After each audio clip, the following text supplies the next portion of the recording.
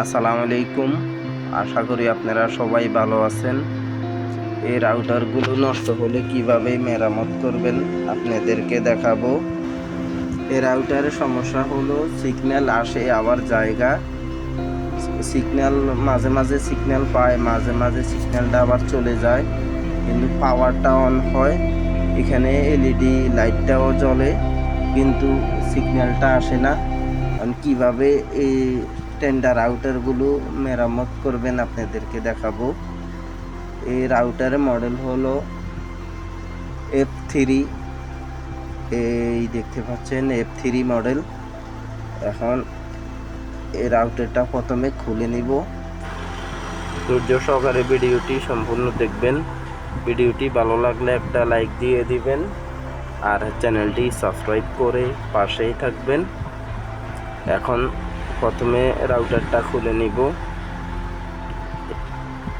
এখানে দুইটা স্ক্রু আছে, প্রথমে দুইটা স্ক্রু খুলে নেবেন।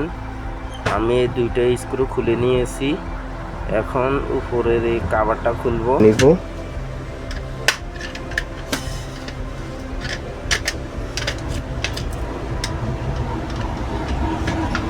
এইভাবে আপনারা রাউটারটা খুলে নেবেন।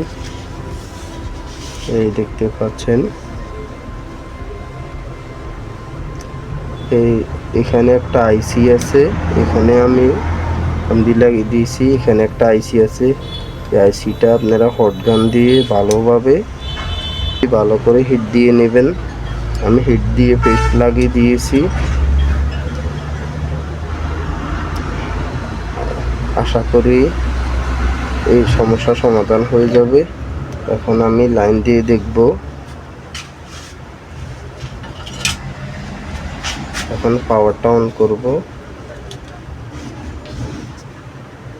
এই সিগন্যাল বাতি জ্বলতেছে। এখন এটার পাশে আরেকটা সিগন্যাল বাতি আছে। এই সিগন্যাল বাতিটাই মূলত রাউটারের। এখন কিছুক্ষণ পরে এই দেখতে পাচ্ছেন এখন দ্বিতীয় সিগন্যাল বাতিটা জ্বলছে। এটাই মূলত সিগন্যাল, মোবাইলে যে সিগন্যাল আসে দেন ওই সিগন্যাল বাতি।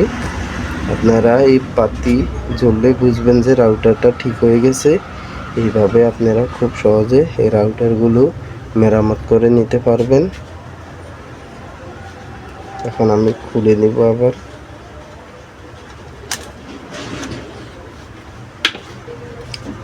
এইভাবে আপনারা রাউটারগুলো মেরামত করে নেবেন।